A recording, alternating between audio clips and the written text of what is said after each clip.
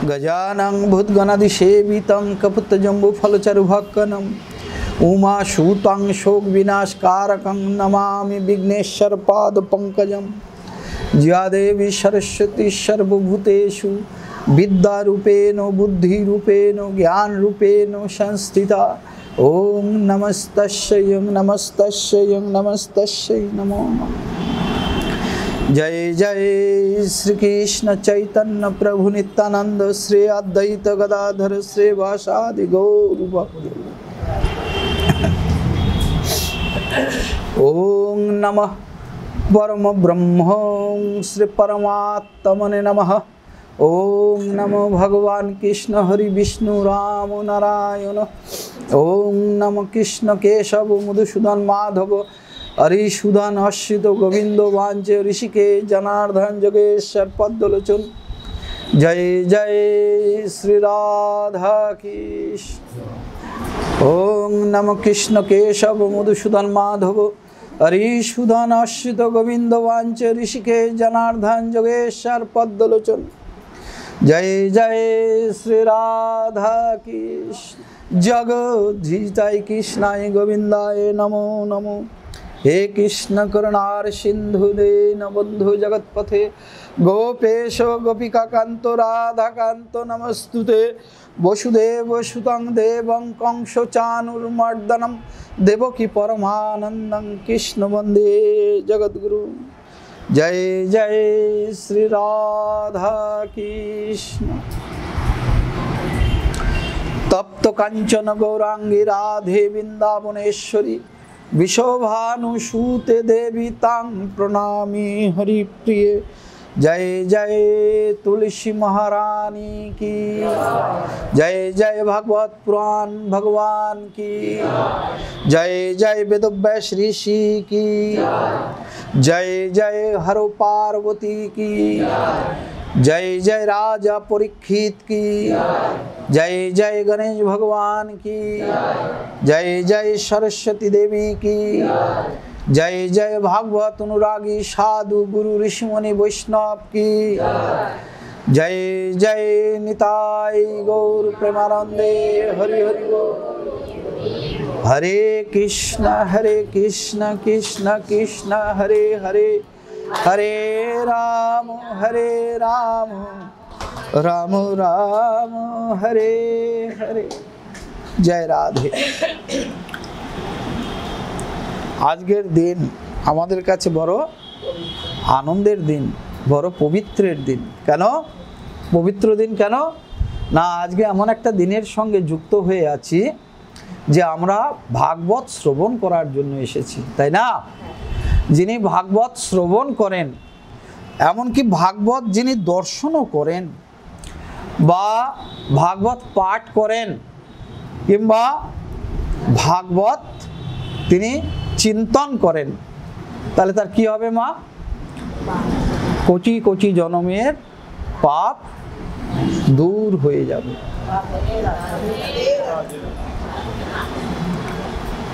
ताहले भागवतेर महिमा भागवत के बोलছে महिमाय की बोलছে যে আমাদের সনাতনপন্থী আমরা যে হিন্দুরা আছি সনাতনপন্থী হিন্দু তাদের মধ্যে সবচেয়ে শ্রেষ্ঠ পুস্তক হচ্ছে কি ভাগবত। কেন? পাপ নাশকারী, ভক্তি সৃষ্টিকারী, জ্ঞান দানকারী হচ্ছে এই ভাগবত। ভাগবত হচ্ছে কি না যে পুস্তকে ভগবান অবস্থান করে আছে। ভগবান কি করে অবস্থান করে আছে না ভগবান শ্রীকৃষ্ণ 125 বছর পরে যখন দেহ রাখলেন, ভগবান শ্রীকৃষ্ণ এই নরধামে কতদিন ছিল? নরধামে 125 বছর, তাই না? এই মর্তধামে বা মৃত্যু লোক এখানে যে আসবে তাকেই মৃত্যুবরণ করতে হবে।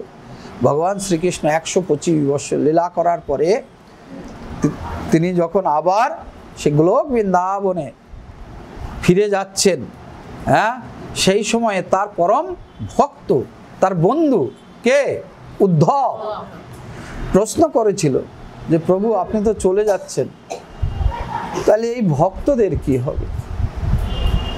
আপনি তো এদের গীতার বাণী শুনিয়েছেন, গীতার কথা শুনে সবাই তো আপনার ভক্ত হয়ে গেছে। এই কলিকাল আগত, আপনি আজকে যাবে, কালকে চলে যাবেন, তার পরের দিন থেকে কি হবে? কলিকালের শুরু হবে। কলির প্রভাবে ধর্ম থাকবে না, কলুষিত হয়ে যাবে। আর ধর্মকে আশ্রয় না করলে জ্ঞান, বৈরাগ্য, ভক্তি কিছুই থাকবে, তাই না? তো ভগবান বললেন ঠিক আছে, আমি ভাগবত গ্রন্থে আশ্রয় নেব। তাহলে ভগবান সশরীরে ভাগবত গ্রন্থে আছেন। তাই ভাগবত গ্রন্থের 12টি স্কন্ধ ভগবানের দেহের 12টি অঙ্গের সঙ্গে তুলনা করা হয়েছে। ভগবানের 12টি অঙ্গকে প্রত্যেক এক একটা স্কন্ধেরকে নামকরণ করা হয়েছে। তাহলে ভগবান স্বয়ং এই ভাগবত গ্রন্থে আছে। তাহলে ভাগবত গ্রন্থটা হচ্ছে কি? বাংময় বা কথা রূপে, কথা রূপে আছে। ভগবান আমাদের 3 রকম অবস্থায় থাকে। একটা হচ্ছে আমরা কি বলি চিন্ময় রূপ, আর একটা হচ্ছে মৃন্ময় রূপ, আর একটা হচ্ছে কথা রূপে বা বাংময় রূপ। তো ভগবান এই কথা রূপে ভাগবত গ্রন্থে আছে। আর চিন্ময় রূপ আমরা দেখতে পাই না ভগবানের, তিনি সর্বত্র আছেন, সব কিছুর মধ্যে আছেন, তাই না? তাকে আমরা এই চক্ষু দিয়ে দর্শন করতে পারবো না, সেই অবস্থায় নেই। আর হচ্ছে কি মৃন্ময়। মৃন্ময় মানে মাটি, আর মাটি থেকে জাত, তাই না? পদার্থ দিয়ে আমরা বিষ্ণু ভগবানের যে 10 অবতার, কিংবা গীতায় বলছে 18 অবতার, অন্য জায়গায় বলছে 24 অবতার, কোনো জায়গায় 32 অবতার। তো যাই হোক, সেই ভগবানের আংশিক হোক পূর্ণ হোক, হ্যাঁ, যেভাবেই ভগবান আবির্ভূত হয়েছেন, তো সেই সব মূর্তিকে ভগবানকে ভগবানের সেই রূপকে আমরা কি করেছি? মৃন্ময় দিয়ে ধরার চেষ্টা করেছি। যেমন মাটি দিয়ে আমরা গৌরাঙ্গকে তৈরি করে, তাই না, পূজা অর্চনা করি, রাধা কৃষ্ণের বিগ্রহ করি। মৃন্ময় মানে মাটি। আবার দেখুন মাটির মধ্যে দিয়ে পাথর থাকে, পাথরও মাটিরই একটা রূপ, তাই না? সেই পাথর দিয়ে ওই যে বিগ্রহ, রাধা কৃষ্ণের বিগ্রহ। তাহলে এগুলো হচ্ছে কি ভগবানের মৃন্ময়, অর্থাৎ ভগবান বিষ্ণু আর তার 10 অবতার বা অন্য অবতার যত আছে 32, 28, যখন আমরা তার পুজো করি, তার মূর্তিকে পেয়েছি, আমরা এই মাটি বা মাটি থেকে জাত পদার্থ দিয়ে সেই মূর্তিকে তৈরি করে তার পূজা করি। আগে আমরা দেখতাম কাঠের নিমাই, কাঠ দিয়ে নিমাই, হ্যাঁ, কাঠের নিমাই গৌরাঙ্গ, তাই না? আবার আজকাল প্যারিস দিয়ে ঠাকুরের মূর্তি তৈরি হচ্ছে, হ্যাঁ, আবার কাগজের উপর ছবি এঁকে তৈরি হচ্ছে। তাহলে এইগুলো হচ্ছে ভগবানের মৃন্ময় রূপ, তাই না? এগুলো কি ভগবানের, অর্থাৎ ভগবান যখন আবির্ভূত হলেন, মানুষ হয়ে এলেন, রাম, ভগবান শ্রীকৃষ্ণ, তাই না, নরসিংহ ভগবান, তখন আমরা ভগবানের মূর্তি পেলাম। আর এই মূর্তিকে আমরা এই মৃন্ময় রূপে মাটি দিয়ে হোক পাথর দিয়ে হোক তার মূর্তি করে সেবা পূজা করে চলছি।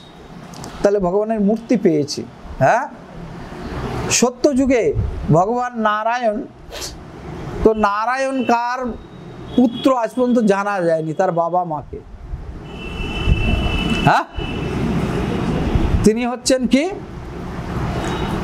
স্বয়ং ভগবান রূপে এসেছেন, কিন্তু তার যে অবতার ভগবান রাম, তিনি আবির্ভূত হয়েছেন, বাবা মায়ের কাছ থেকে এসেছে, আমরা দেখতে পাচ্ছি তার জন্ম হয়েছে অযোধ্যায়। ভগবান শ্রীকৃষ্ণ, তাকেও আমরা পাই, কিন্তু নারায়ণকে সেইভাবে আমরা হরি, নারায়ণ বা বিষ্ণু যাই বলেন না কেন, একটাই নাম।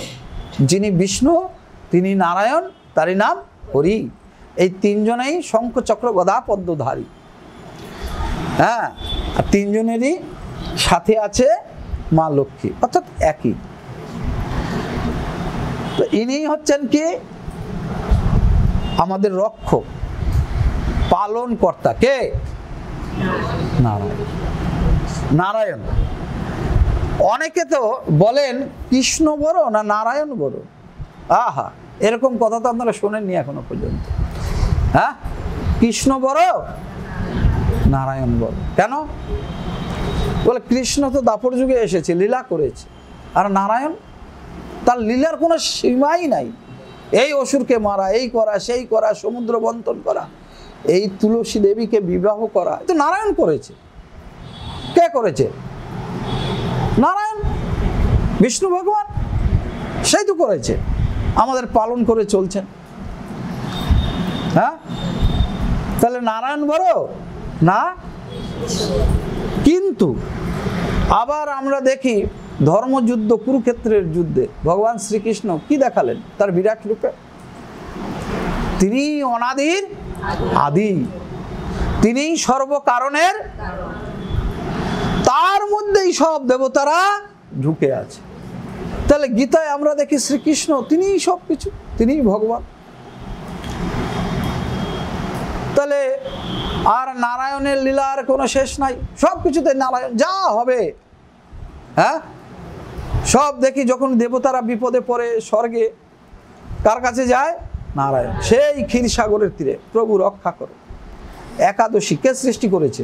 নারায়ণ। তুলসীকে কে বিবাহ করেছে? নারায়ণ। হ্যাঁ, তাহলে নারায়ণই তো বড়, নারায়ণের চেয়ে কে বড় আছে? এমনকি আমাদের ভাগবত গ্রন্থে লেখা আছে ওই বিষ্ণু বা নারায়ণের 18তম অবতার হচ্ছে শ্রীকৃষ্ণ। তাহলে যার থেকে যখন কেউ জন্ম নেয় তখন সে বড় হয় না অবতারই বড় হয়?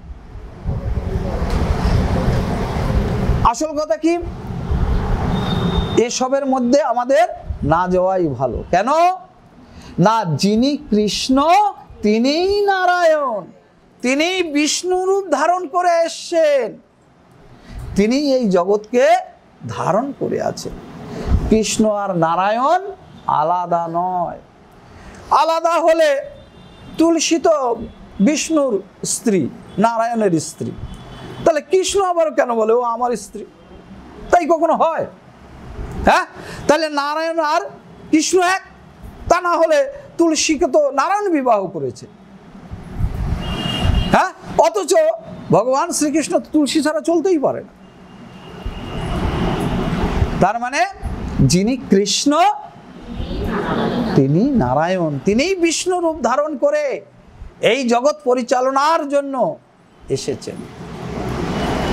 আর তার পুত্র ব্রহ্মা, নারায়ণের পুত্র ব্রহ্মা। ভগবান ব্রহ্মা সৃষ্টিকর্তা, আবার ব্রহ্মার দুই ভ্রূর মাঝখান থেকে শিব নির্গত হয়েছে, রুদ্র শিব। হ্যাঁ, সংহার কর্তা। প্রত্যেক দিন সন্ধ্যার সময় বাবাজি, শিব বাবাজি নন্দীর পিঠে করে গৃহস্থের বাড়িতে বাড়িতে আসে। সন্ধ্যাকালে যার বাড়িতে প্রদীপ জ্বলবে না, প্রভুর কথা, নারায়ণের কথা, শ্রীকৃষ্ণের কথা হবে না, শিব কি করে? তাড়াতাড়ি তাকে নিয়ে যাবার বিভিন্ন রোগ সৃষ্টি করবে, বিপত্তি আসবে। হ্যাঁ, তাহলে সংহার কর্তা হচ্ছেন কে? ভগবান শিব। তাহলে যিনি ভগবান শ্রীকৃষ্ণ তিনি বিষ্ণু, তিনি নারায়ণ, এদের মধ্যে কোনো পার্থক্য নেই, বিন্দু মাত্র পার্থক্য নেই। কোথায় পার্থক্য আছে একটুকু আমরা দেখি, নারায়ণ, ব্রহ্মা আর শিবের মধ্যে একটু তফাৎ আছে। যিনি নারায়ণ তিনি শ্রীকৃষ্ণ, তিনি 64 কলায় পূর্ণ, তিনি স্বয়ং সম্পূর্ণ। তার থেকে 4টি কলা, 4টি গুণ কম আছে। কার মধ্যে? শিবের মধ্যে।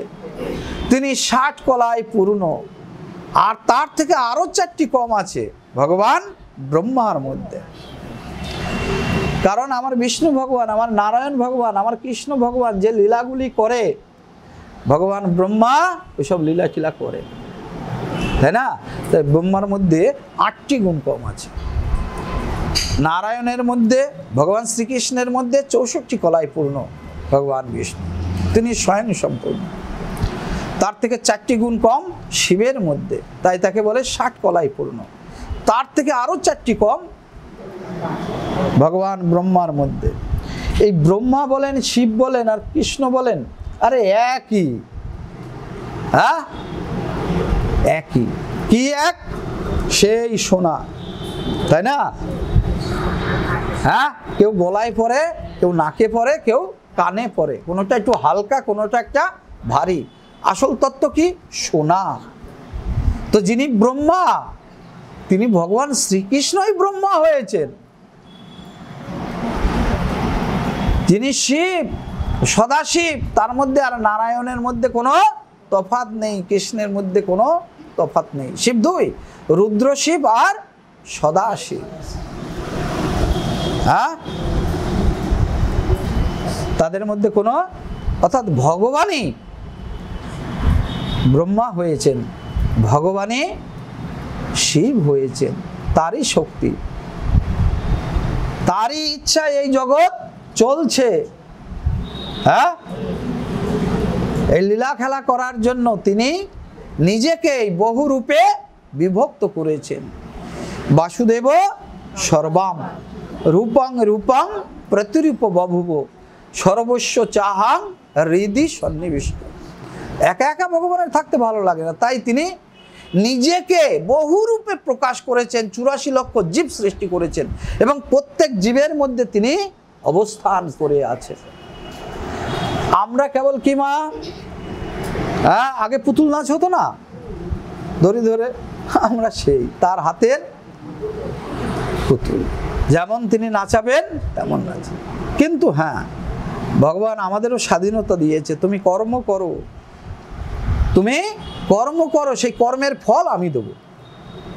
আর সেই ফল দ্বারা তুমি স্বর্গে যাবে কি নরকে যাবে, হ্যাঁ, বেশি দিন তুমি নরকে অবস্থান করবে না স্বর্গে অবস্থান করবে, সেটা আমার কর্মের ফল হিসাবে আমি পাবো। ভগবান ইচ্ছা করে কারো প্রতি বিদ্বেষ ভাব, যে আমার ভাইকে বড় লোক করে দিল, আমাকে কেন গরিব করে দিল, আমার ভাই 90 বছর, দাদা 90 বছর বেঁচেছে, ভাই 40 বছর বেঁচেছে, হ্যাঁ, এইগুলো আমি আমার কর্মের ফলে পেয়েছি, এর জন্য ভগবান দায়ী নয়। তিনি ন্যায়াধীশ, হ্যাঁ, তিনি ন্যায় করেন, সেগুলো তার উপরে আমাদের আস্থা রাখি, যে যার কেউ নেই তার, কারণ তার হিসাবে কোনো ভুল হবে না, তিনি কারোর সঙ্গে অবিচার করবেন না। এই আস্থা আমরা কার প্রতি রাখি? একমাত্র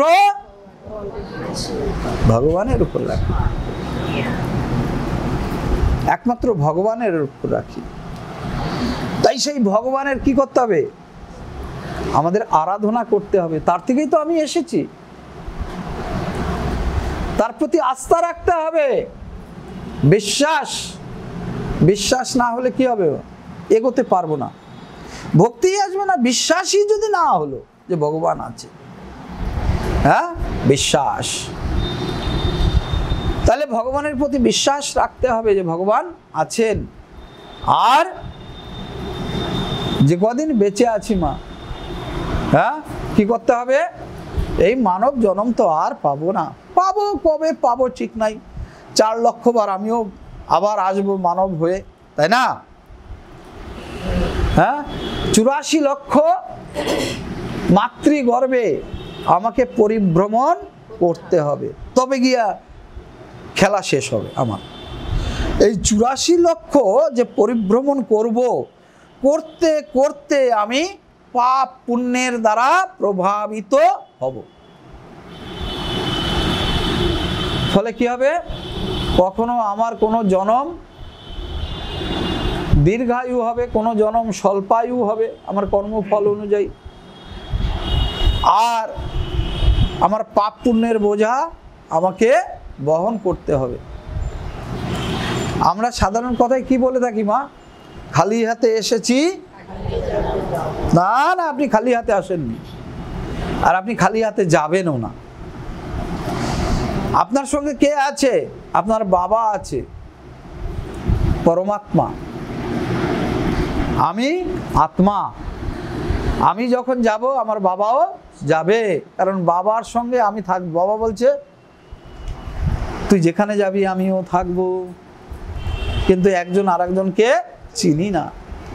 একটি বৃক্ষে দুটি পাখি, একটি পাখি কর্ম করছে আর একটা পাখি চুপচাপ বসে শুধু হিসাব লিখছে।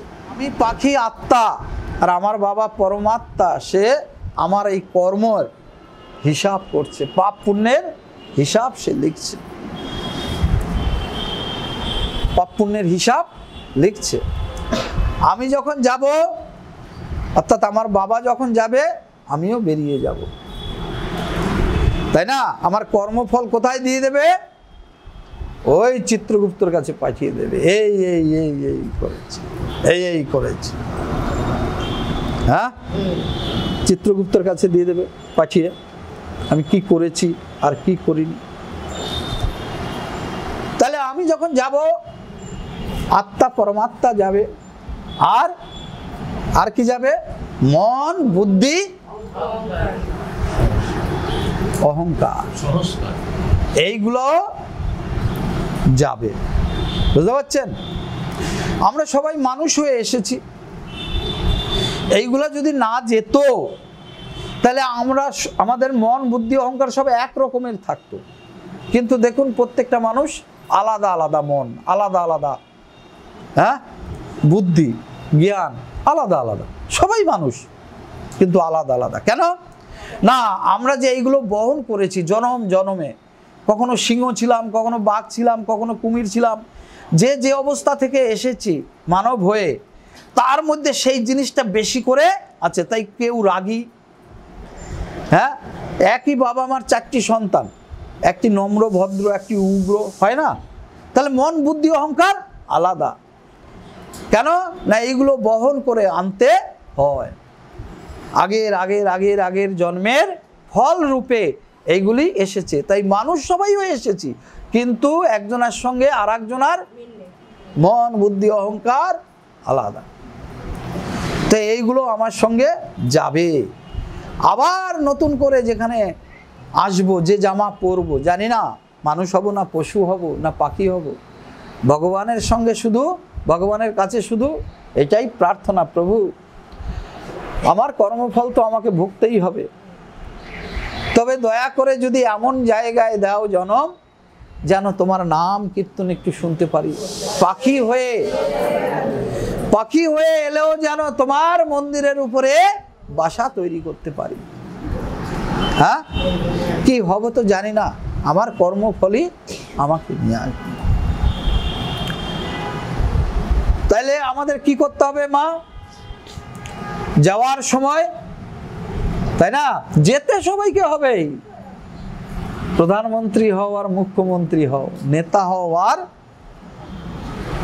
চামচা হও, আমাদের সবাইকে যেতে হবে।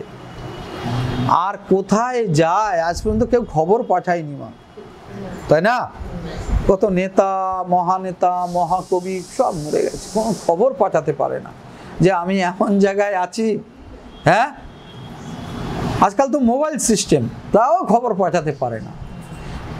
1 সেকেন্ডের মধ্যে আমেরিকায় কথা বলছি, ছেলের মুখ দেখছি, অথচ তারা কোথায় গেছে বাবা ঠাকুর দাদা আজ পর্যন্ত? হ্যাঁ, 2-1টা একাদশীতে আছে, তাই না? তার মাহাত্ম্যে আমরা পেয়েছি। হ্যাঁ, রাজামশাই নারদকে বলছে আমার ছেলেকে একটু খবর দিও, আমি কোথায় আছি? আমা নরকে যমরাজের বাড়িতে ঢুকে আছি, তাই না? আমার ছেলেকে বলো যেন এই একাদশীটা করে, তাইলে আমি উদ্ধার হয়ে যাব। কিন্তু এই মর্তধাম থেকে অন্য যারা গেছে বাবা আজ পর্যন্ত কেউ খবর পাঠায়নি কোথায় আছে, কি অবস্থায় আছে। তাহলে আমাদের যেতে হবে, প্রত্যেককে যেতে হবে, এই সত্য, এর চেয়ে বড় সত্য আর কিছু নেই। এই মৃত্যুধামে যে এসেছে তাকে মরতে হবে, মরতে হবে। যার প্রাণ আছে তার প্রাণ নাশ হবে, এই সত্য জানি, তা সত্ত্বেও আমরা প্রস্তুতি নেই না। নেই, আপনি এখান থেকে দিল্লি যাবেন মেয়ের বাড়িতে বেড়াতে, আপনি এখান থেকে ট্যুরে যাবেন কোনো জায়গায়, আগে থেকে ব্রাশ, পেস্ট, হিমানি, হামানি, চিরুনি, আয়না, টাকা পয়সা সব রেডি করে রাখেন। কেন? হ্যাঁ, যাতে কোনো অসুবিধা। অথচ দেখুন সেখানে আপনি 2-4 দিনের জন্য যাবেন, তাতে এত প্রস্তুতি নেন, আর আপনাকে যেতে হবে সেইখানে, তার জন্য আপনি প্রস্তুতি নেবেন না? হ্যাঁ, নেবেন না? রিজার্ভেশন টিকিট কাটবেন না? তো বাবা ওইখানে যেতে গেলে কি লাগবে? টিকিট কাটতে হবে। তো ওইখানে কি দিয়ে টিকিট কাটতে হবে? হরির নাম, একমাত্র হরির নামে ওখানে সম্বল, হরির নামই কেবল সম্বল। হ্যাঁ, তাহলে আমাদের সেইখানে যেতে হবে, টিকিট কাটতে হবে, প্রস্তুতি নিতে হবে। আর সময়ে পাবো কি পাবো না কোনো ঠিক নাই। প্রতিদিন প্রতি মুহূর্তে হরির নাম করে যেতে হবে। হরির নামই হচ্ছে কি টিকিট। রাস্তা সুগম হবে, যাত্রা ভালো হবে, তার কাছে ঠিক পৌঁছে যেতে পারবো। কি নামে? হরে কৃষ্ণ হরে কৃষ্ণ কৃষ্ণ কৃষ্ণ হরে হরে, হরে রাম হরে রাম, হরে রাম হরে রাম, রাম রাম হরে হরে। জয় জয় শ্রী রাধা কৃষ্ণ। কলিযুগের মানুষ আমরা, খাদ্যগত প্রাণ, খালি মন খেতে চায় খেতে চায়, না খেলে কি হবে? শরীর অসুস্থ হয়ে পড়বে, তাই না? আমরা স্বল্প আয়ু, হ্যাঁ, আর কি কলিযুগের মানুষের খুব রোগ হয়। সত্যযুগের মানুষ সুস্থ ছিল, মুনি ঋষিরা হাজার হাজার বৎসর, এমনকি বলা হচ্ছে লক্ষ বৎসরও কেবলমাত্র গাছের নিচে বসে বায়ু ভক্ষণ করে, হ্যাঁ, তারা ঈশ্বরকে ডাকতে পারত। কিন্তু কলিযুগে আমরা, আমাদের আয়ু কম, স্বল্প আয়ু, রোগে জর্জরিত আমরা, খাদ্যগত প্রাণ। হ্যাঁ, আমাদের জন্য একবার পরাশর ঋষিকে অন্য ঋষিরা প্রশ্ন করলেন যে এই যে সত্য যুগ, ত্রেতা যুগ, দাপর যুগ, কলিযুগ, এই 4টি যুগের মধ্যে শ্রেষ্ঠ কোনটি? ও বাবা, কোনটি? কলিযুগ। শুনে অবাক লাগে না? কলিযুগে তো ধর্মগ্রন্থে বলছে পাপাচার, পাপে ভরে যাবে। হ্যাঁ, পাপে ভরে যাবে, তো কলিযুগ কি করে শ্রেষ্ঠ হয়? না, এই কারণে শ্রেষ্ঠ, সত্য যুগে হাজার হাজার বছর তপ করে তবে গিয়ে একটু পুণ্য হতো। ত্রেতা যুগে অনেক যাগযজ্ঞ করলে তবে গিয়ে একটু পুণ্য হতো। দাপর যুগে পূজা অর্চনা করলে তবে গিয়ে পুণ্য হতো। আর কলিযুগে নাম সংকীর্তন, খালি একটু নাম করো বাস।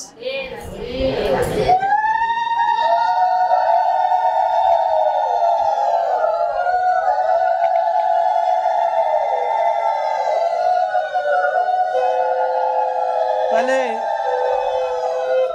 কলিযুগের মানুষের জন্য ভগবান যে এরা তো পাপী, তাই না, পাপে জর্জরিত হয়ে থাকবে, এদের সাধন অতি সরল করে দিয়েছে। কি সাধন? নাম সংকীর্তন। নাম করো বাস। সংকীর্তন মানে আনন্দের সঙ্গে নেচে নেচে কীর্তন করে করে তুমি ভগবানের নামেই, নাম, নাম মা। আপনি বলবেন মন্ত্র, বেদের মন্ত্র পড়তে হয়। আমরা দেখি, কি দেখি, গঙ্গা স্নান করতে যাব, সেখানে বলছে মন্ত্র পড়তে হবে, একাদশী করতে হবে, সংকল্প করতে হবে, মন্ত্র পড়তে হবে, পুজো পাঠ করতে গেলে মন্ত্র পড়তে হবে। তাই না? কলিযুগে সাধারণ, এখন মায়েদের আমার 60-70-80 বছর বয়স হয়ে গেছে, 2-3-4 পড়েছে, সংস্কৃত কি করে পড়বে বাবা, তাই না? হ্যাঁ, তাহলে ভগবান দেখুন কত সহজ করে দিয়েছে। শুধু এই নাম করে, এই মহানাম। ওই গঙ্গা স্নান করবে, চলো মহানাম। ঠাকুরকে পুজো দেবে, চলো মহানাম। ওই একটাই শুধু, হরে কৃষ্ণ হরে কৃষ্ণ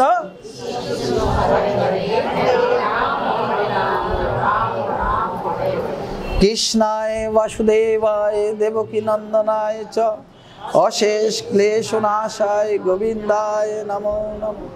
পাপহং পাপ কর্মাহং পাপাত্মা পাপ সম্ভব ত্রাহি মাং পুণ্ডরিকাক্ষ সর্বপাপ। হে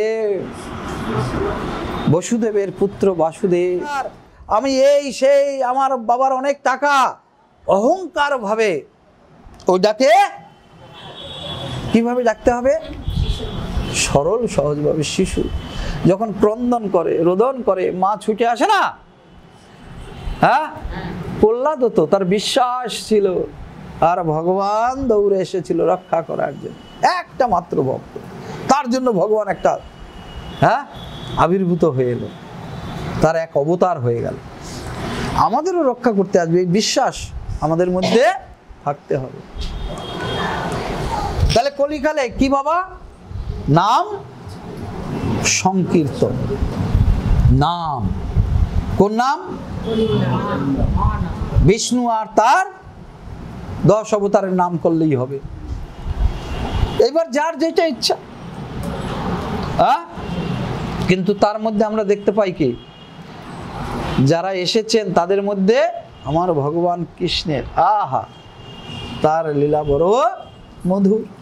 তাহলে তার নাম যদি করি, সেই 6 দিনের দিন থেকে পুতনাকে বধ করেছে, কি শক্তিশালী আমার ঠাকুর। হ্যাঁ, কত সে প্রেমের সাগর, তাই না? বৃন্দাবনবাসীকে সব বিপদ থেকে রক্ষা করতে। অগাসুর বগাসুর কত অত্যাচার তার উপরে হয়েছে। হ্যাঁ, তাইলে ভগবান যখন নরদেহ, এই মনুষ্য দেহ ধারণ করে এসেছেন, তাদের মধ্যে 2 জন প্রধানত কে? ভগবান শ্রীকৃষ্ণ আর ভগবান রাম। আবার একই সময় রামের সময় আরো এক রাম এসেছিল, পরশুরাম, ভগবানের 6ষ্ঠ অবতার বিষ্ণু ভগবানের, তাই না?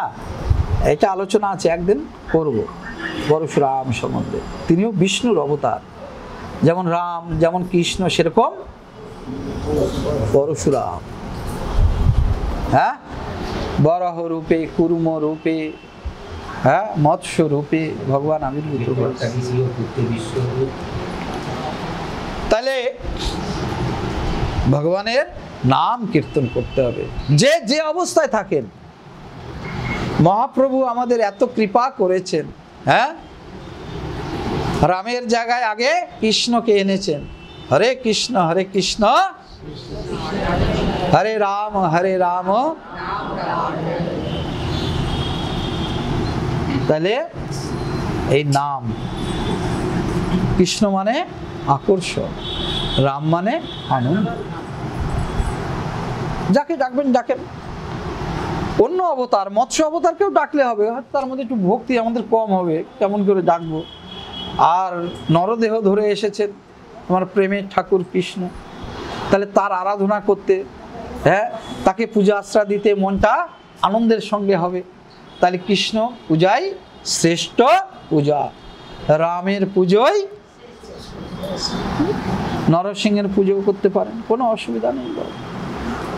হ্যাঁ, আর কলিকালের দেবতাকে, তাহলে কলিকালে এক হচ্ছে নাম সংকীর্তন, আর কলিকালের দেবতাকে, ভগবানকে জগন্নাথ, জগতের নাথ। কলিকালের দেবতাকে জগন্নাথ। হ্যাঁ, জগন্নাথ, ভগবান জগন্নাথ কলিকালের আরাধ্য দেবতা। কি করে হলো? ভগবান শ্রীকৃষ্ণ যখন দেহ রাখলেন, তাই না? কারণ বিধাতার বিধান ভগবানও দেখুন পালন করেছেন, তাই না? তিনি চলে গেলেন কোথায়? গোলক বৃন্দাবন। দেহ তো রাখলেন, এবার কি হবে বাবা? তার পরম ভক্ত, তার সেনাপতি, আবার একদিকে মন্ত্রী, সেনাপতি মন্ত্রী, তাই না, উদ্ধব, সে বলল প্রভু আপনার এই দেহ কি করব আপনি যখন চলে যাবেন? বলে দাহ করে দিও। হ্যাঁ, আরব সাগরের পারে দাহ হলো। কিন্তু অর্জুনকে ডেকে উদ্ধব ভগবান শ্রীকৃষ্ণের দেহ দাহ করলেন, নাভি দেশ দগ্ধ হয়নি। রাধে রাধে বাবা, পায়ে ব্যথা, ক্ষমা করে দেবেন। তখন তারা কান্না করতে লাগলো, প্রভু কি হবে? ভগবান শ্রীকৃষ্ণের নাভি দেহ, নাভির অংশটা দাহ হয়নি। তখন আকাশবাণী হলো, এই অংশটাকে সমুদ্রে নিক্ষেপ করো। কোথায় নিক্ষেপ করা হলো? আরব সাগর। সেই আরব সাগর থেকে বঙ্গোপসাগর, ভারত মহাসাগর হয়ে বঙ্গোপসাগরে রাজা, উড়িষ্যা রাজাকে স্বপ্নে দেখা দিল যে এক কালো কাজ ভেসে আসছে, তাই না? তার উপরে নীল রঙের একটা আলো প্রজ্বলিত হচ্ছে। সেইটাই পুরী থেকে প্রায় 120-25 কিলোমিটার দূরে। সেই আলোটা কি হলো? সেই কাঠ থেকে আলোটা আলাদা হয়ে গিয়ে একটি গুহায় প্রবেশ করলো। তিনি হচ্ছেন ভগবান নীলমাধব। আর দেহটা ওই সমুদ্রের নোনা জলে, হ্যাঁ, ভাসতে ভাসতে দিনের পর দিন কি হলো? কালো কাঠে পরিণত হলো। তাই এই কাঠ দিয়েই কি করা হয়েছে? ভগবান স্বপ্নে দেখালেন রাজাকে, তাই না? জগন্নাথ, বলরাম, সুভদ্রার মূর্তি করা হয়েছে। তাহলে জগন্নাথকে, আর শ্রীকৃষ্ণই জগন্নাথ। জগন্নাথের ওই নাভির অংশ, অদগ্ধ অংশ, সেটাই কাঠ হয়েছে, সেটা দিয়ে জগন্নাথের মূর্তি। তাহলে শ্রীকৃষ্ণই দাপর যুগের পরে কলিযুগে জগন্নাথ। আর সঙ্গে আছে কে? দাদা বলরাম। আর আছে কে? বোন সুভদ্রা, তাই না? কিন্তু সত্য যুগে আমরা দেখি সুভদ্রা ছিল না ভগবানের সঙ্গে। কেবল কে ছিল? নারায়ণ আর শেষনাগ, অনন্তনাগ বলুন, শেষনাগ বলুন, তাই না? তার শয্যায় নারায়ণ শায়িত থাকে। তাহলে সেই আবার ত্রেতা যুগে নারায়ণে রাম রূপে এলো, তারই অবতার। আর তিনি হলেন লক্ষ্মণ। হ্যাঁ, শেষনাগ কি হলো? লক্ষ্মণ। দাপর যুগে, দাপর যুগে কি হলো বাবা? বল। হ্যাঁ, দাপরে কৃষ্ণের দাদা হয়েছে, বলরাম হয়েছে। তাহলে ত্রেতা যুগে ছোট ভাই হয়েছিল, কিন্তু দাপর যুগে দাদা হয়েছে। ত্রেতা যুগে ভগবান হয়েছিলেন কি? বড় ভাই। আর শেষনাগ হয়েছিল ছোট ভাই, লক্ষ্মণ। কিন্তু দাপর যুগে ছোট ভাই হয়ে গেল বড় ভাই, আর ভগবান হয়ে গেলেন। এরও এক সুন্দর মধুর কাহিনী আছে। ভগবান রাম 14 বৎসর পর বনবাস থেকে অযোধ্যায় ফিরে এলেন, তাই না? নতুন করে তার অভিষেক হচ্ছে, কারণ তিনি রাজা হবেন, অযোধ্যার এবার রাজা হবে। আর তো কোনো বাধা নেই। হ্যাঁ, তো সাধু সন্ত মুনি ঋষি প্রজা ভক্ত যত আছে সব এসেছে। ভগবান রাম আবার কি হবেন? রাজা হবেন। অযোধ্যায় আনন্দই আনন্দ চারিদিকে। হ্যাঁ, ভগবান রামের অভিষেক করা হলো, তিনি রাজা হয়েছেন, অনুষ্ঠান হচ্ছে, সব মুনি ঋষিরা রামের, ভগবান রামের খুব প্রশংসা করছে। আহা, রাম আছে বলেই তো রাবণকে বধ করতে পেরেছিল, হ্যাঁ, তবেই না সীতা উদ্ধার হয়েছে। রাম না থাকলে, কারণ রামই তো রাবণকে বধ করেছে। এর মধ্যে সে সবাই একজন মুনি দাঁড়িয়ে বললেন যে না না, হ্যাঁ, রামের পক্ষে সম্ভব নয়, রাম লঙ্কাকে জয় করতে পারতো না। কে বলছেন? কোন ঋষি? দুর্বাসা ঋষি। সবাই বলল, ঋষিবর আপনি এটা কি কথা বললেন? ভগবান রামই তো রাবণকে মেরেছে, রাবণকে মেরেই তো সে লঙ্কা জয় করেছে। হ্যাঁ, বললেন হ্যাঁ রাবণকে মেরেছে, কিন্তু লঙ্কা জয় করা রামের দ্বারা সম্ভব। বলে কিরকম ব্যাপার? বলে দেখুন, ওই রাবণের পুত্র মেঘনাদ, তাই না, মেঘনাদকে বধ সেই করতে পারত যে 14 বৎসর অনাহারে থাকবে, যে 14 বৎসর কোন নারীর মুখ দেখবে না, তাই না, যে 14 বৎসর ভগবানের সান্নিধ্যে থাকবে। এই রকম কোন মানুষই মেঘনাদকে বধ করতে পারে। রাম রাবণকে বধ করেছে, কিন্তু লক্ষণ না থাকলে মেঘনাদ বধ হতো না, লঙ্কা বিজয় হতো না। ভগবান রাম বললেন, কি বলছেন প্রভু, আমি তো ভাই লক্ষণকে প্রতিদিন ফল দিতাম খাওয়ার জন্য। লক্ষণ, বলো দাদা, তুই 14 বৎসর অনাহারে ছিলিস? হ্যাঁ দাদা। কি বলছিস? আমি তো তোকে প্রতিদিন ফল দিতাম। বলছে হ্যাঁ দাদা, তুমি বলতে এই নে লক্ষণ ধর, তুমি আমায় খেতে বলো, আর আমি প্রতিদিন সেই ফল নিয়ে ওই গাছের গোড়ায় রেখে দিতাম। ভগবান রাম বলছে, তুই আমার জন্য এত বড় ত্যাগ করেছিস ভাই, চল তো দেখি কোথায় তুই সেই ফল রেখে দিতিস। হ্যাঁ, সে ফল, গাছই গাছ, ফল থেকে বীজ হয়ে বলে দাদা এইখানে। বলতো ভাই তুই 14 বৎসর অনাহারে ছিলিস। আচ্ছা, আমার সঙ্গে তো তোর মাও ছিল, সীতা, হ্যাঁ, তুই যাকে জননী বলে ভাবিস, তো তুই কোনো নারীর মুখ দেখিস নি 14 বৎসর? কেন? সীতা তো আমাদের সঙ্গেই থাকতো।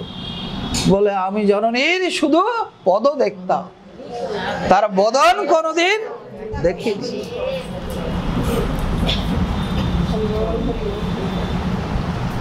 আর 14 বৎসর দাদা আমি তোমার সঙ্গে ছিলাম, ভগবানের সঙ্গে, তাই আমার হাতে মেঘনাদ বধ হয়েছিল। ভগবান বললেন, রাম বললেন, ভাই তুই আমার জন্য এত বড় ত্যাগ করেছিস, যা আমি আশীর্বাদ করলাম, সামনের বার তুই আমার দাদা হবি আর আমি হব তোর ভাই। ত্রেতা যুগে আমি যা আজ্ঞা করেছি তুই পালন করেছিস, আর দাপরে তুই আমাকে আদেশ করবি, আমি তা পালন। তাহলে ত্রেতা যুগের ভাই লক্ষণ, দাপরে হলো দাদা বলরাম। জয় জয় রামচন্দ্র ভগবান কি জয়। তাহলে আমরা কি নিয়ে আলোচনা করছি বাবা?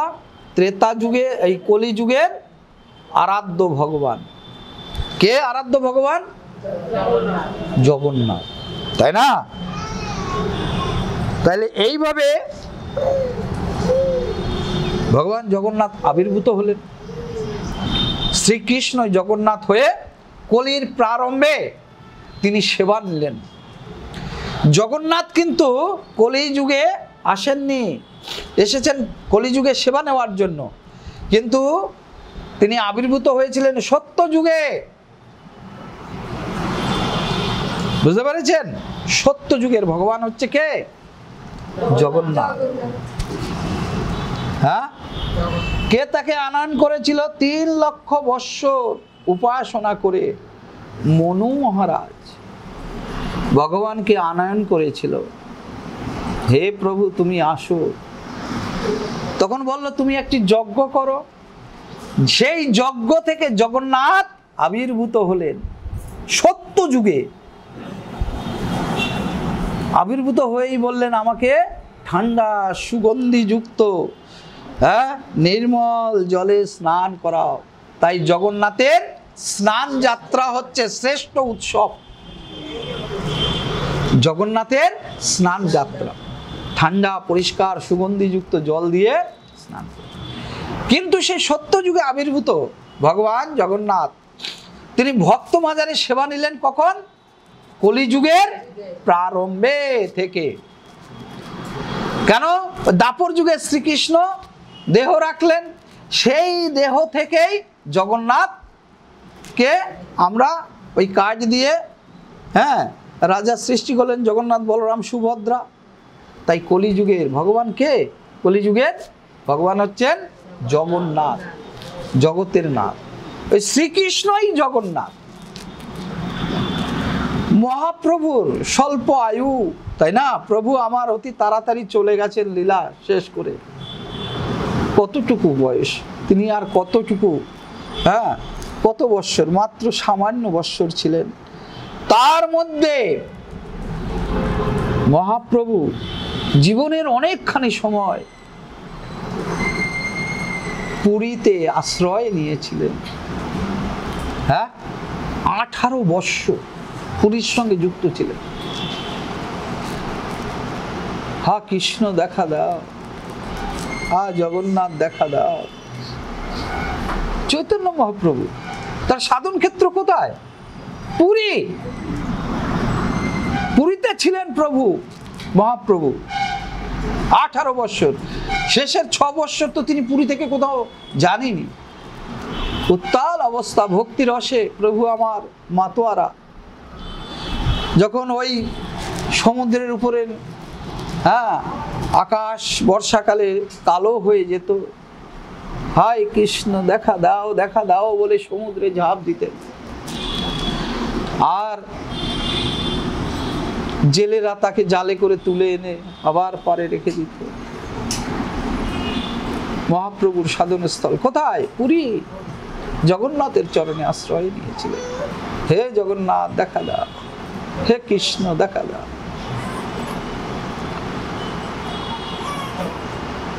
আমাদের উদ্ধার করার জন্য মহাপ্রভু এসেছেন, তাই না?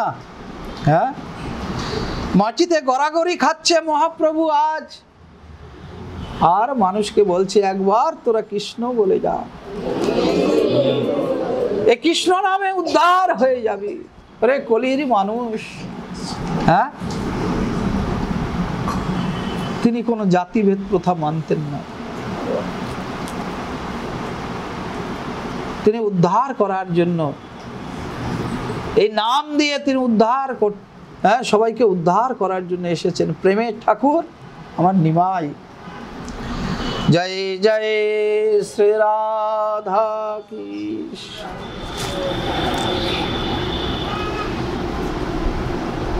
রাজা পরীক্ষিত কি করলেন? দিগ্বিজয়ে বেরিয়েছেন। রাজা পরীক্ষিত কে?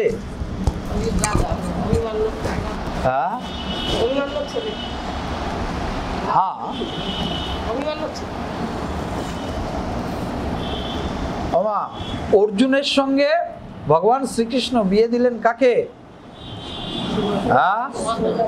সুভদ্রাকে। তাদের সন্তান হলো কি নাম?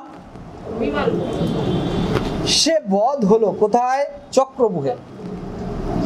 কিন্তু সেই সময়ে তার স্ত্রীর গর্ভে একটি পুত্র এসেছে। তার স্ত্রীর নাম কি? উত্তরা। তার নাম লেখা হলো কি? বিষ্ণুপাদ, তাই না? এদিকে কি করেছে? গুরুদেবের পুত্র, দ্রোণাচার্যের পুত্র অশ্বত্থামা ব্রহ্মাস্ত্র নিক্ষেপ করেছে। কেন? না পাণ্ডবদের বংশকে ধ্বংস করার জন্য। দ্রৌপদীর 5 পুত্র বধ হয়ে গেছে। 5 জন ভাইয়ের ঔরসে 5 পুত্র হয়েছিল দ্রৌপদীর, তাদেরকে বধ করেছে কে? দ্রোণাচার্যের পুত্র অশ্বত্থামা। আর তাদের বংশের কেউ নেই, আছে কে? এই উত্তরার পুত্র গর্বে, তাকেও নাশ করার জন্য গুরুপুত্র অশ্বত্থামা প্রতিজ্ঞা করেছে যে কি, আমি এই পাণ্ডবদের বংশে উত্তরাধিকার কাউকে রাখবো না, তাই না? উত্তরার গর্ভে যে শিশুটি আছে তাকে বধ করবার জন্য ব্রহ্মাস্ত্র প্রয়োগ করেছে। সেই ব্রহ্মাস্ত্রের তাপে উত্তরার কি হয়েছে মা? অসহ্য যন্ত্রণা সৃষ্টি হল। হা কৃষ্ণ বলে ডাকছে, বাঁচাও বাঁচাও। আরে ভগবান ভক্তের ডাকে সাড়া না দিয়ে থাকতে পারে না। আঙ্গুল সম হয়ে মাতৃগর্ভে প্রবেশ করলো কে? ভগবান শ্রীকৃষ্ণ। কাকে রক্ষা করার জন্য? রাজা পরীক্ষিত। এর নাম পরে হলো কি পরীক্ষিত। কেন না সেই গর্ভে আঙ্গুল সম শ্রীকৃষ্ণকে দর্শন করেছিল রাজা পরীক্ষিত। তাই একটু বড় হয়ে সে সবাইকে দেখতো, পরীক্ষা করত, এই কি সেই লোক যাকে আমি দেখেছিলাম মাতৃগর্ভে? তাই তার নাম হচ্ছে কি পরীক্ষিত। পঞ্চপাণ্ডব স্বর্গ আরোহণের দিকে পদক্ষেপ যখন নিলেন, এই পরীক্ষিতকে তারা কি করলেন? পাণ্ডবদের হস্তিনাপুরের রাজার ঘোষণা করে তাকে রাজত্ব পরিচালনার ব্যবস্থা করে দিলেন। আর পঞ্চপাণ্ডব আর দ্রৌপদী সহ তারা স্বর্গারোহণের জন্য বেরিয়ে গেলেন। রাজা পরীক্ষিত ছিলেন ধার্মিক, বিষ্ণু ভক্ত। বৈষ্ণব কাকে বলে মা? যে বিষ্ণুর আরাধনা করে তাকে বৈষ্ণব বলে। যে বিষ্ণুকে জানে, বিষ্ণু মানে নারায়ণ, বিষ্ণু মানে হরি, বিষ্ণু মানে সেই কৃষ্ণ, বিষ্ণু মানে সেই পরম ব্রহ্ম, সেই পরমাত্মা, অর্থাৎ ভগবান।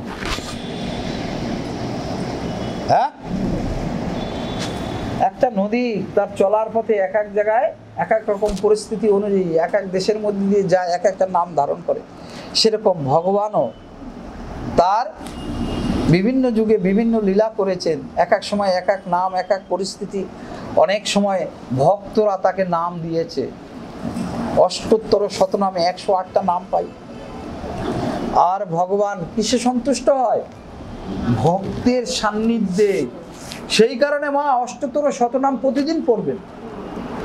কারণ অষ্টোত্তর শতনামে যে নামগুলি আছে ভক্তরা দিয়েছে, তার সখারা দিয়েছে, বাবা মা দিয়েছে, তিনি যখন বিভিন্ন লীলা করেছেন তারা দিয়েছে। আর ভগবানের নাম যখন তার ভক্তের সঙ্গে উচ্চারিত হয়, ভগবান তখন বেশি খুশি হয়, বেশি আনন্দ হয়। তাই আপনারা অষ্টোত্তর শতনাম প্রতিদিন পড়বেন। অষ্টোত্তর শতনাম প্রতিদিন পড়বেন, তাতে ভগবান খুশি হয়। আর একটা কি করতে হবে প্রতিদিন? অষ্টোত্তর শতনাম আর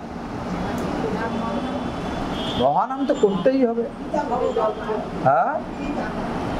তুলসীকে সেবা দিতে হবে। তুলসীকে সেবা দিলে কি হবে? আপনার মধ্যে ভক্তি জাগ্রত হবে, তাই না? তাহলে এগিয়ে যেতে পারবেন, তাড়াতাড়ি এগিয়ে যেতে পারবেন, ভক্তি আসবে। রাজা পরীক্ষিত তিনি কি করলেন? দিগ্বিজয়ে বেরোলেন। যেতে যেতে প্রায় সন্ধ্যা আগত, এমন সময় দেখতে পেলেন এক শূদ্র কপট রাজবেশ পরেছে, রাজার মতো পোশাক পরে রাজা সেজেছে, বুঝতে পেরেছেন? এবং সে কি করছে, একটি গাভী আর একটি বৃষ, বৃষ মানে ষাঁড়, একটা গাভী আর একটা বৃষ দাঁড়িয়ে আছে, তাদের মধ্যে কথাবার্তা হচ্ছে। কিন্তু ওই শূদ্র রাজা বেশ ধারণ করে সেই বৃষকে লাথি মারছে, তার উপর অত্যাচার করছে। আর বৃষটির কি অবস্থা, 3 পা নেই, ভাঙা, এক পায়ে যেন শ্বেত কমল সাদা রঙের পদ্ম ফুলের মতো দাঁড়িয়ে আছে ষাঁড়টি। আর গাভীটি দুঃখে কষ্টে নিচে শুয়ে পড়েছে, নিজেদের মধ্যে আলোচনা করছে। ষাঁড় জিজ্ঞেস করছে, হে ভদ্রে গাভীকে, যে তুমি এত ব্যথিত কেন, তুমি এত দুঃখ পাচ্ছ কেন, কষ্ট পাচ্ছ কেন? তার উত্তরে গাভী কি জানালেন, এই কলির প্রভাবে সত্য নষ্ট হয়ে গেছে, কলির প্রভাবে ধর্ম বলে কিছু নেই, চারিদিকে পাপাচার।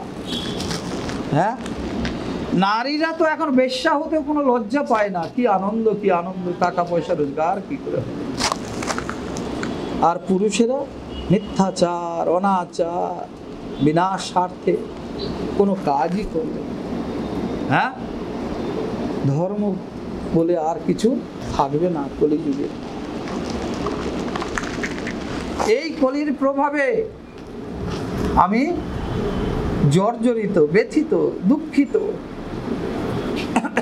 কে বলছে? গাভীটি। চারিদিকে শুধু মিথ্যা। আর গাভীটি জিজ্ঞেস করছে, তোমার এই অবস্থা কেন, তোমার 3টি চরণ কোথায়? ষাঁড় বলল, আমি ধর্মরূপ। আর গাভীটি হচ্ছে ধরিত্রী, মানে কলিযুগে হ্যাঁ যে বাবা মা সন্তানের জন্ম দিয়েছে, সেই সন্তান বাবা মার প্রতি অত্যাচার করে, তাই না? ধরিত্রী মা তাই লজ্জায়, ঘৃণায় হ্যাঁ ব্যথিত হয়ে আছে। আর ষাঁড় রূপে যিনি আছেন তিনি কে? ধর্ম। ধর্মের 4 চরণ মা শুনে রাখুন। ধর্মের ধর্ম মনে করুন এই টেবিলটায় বসবে, তাহলে 4টা পায়া আছে। ধর্ম কোথায় থাকবে? তপ, সত্য, সুচিতা, দান। যার মধ্যে এই 4টি জিনিস থাকবে, ধর্ম তার অধিকার। তপ, যে ভগবানের নাম করে, তপ করে। সত্য, যে সত্যকে আশ্রয় করে চলে। আর কি? সুচিতা, যে এই মন আর দেহকে হ্যাঁ সুচিতা অর্থাৎ শুদ্ধ রেখেছে।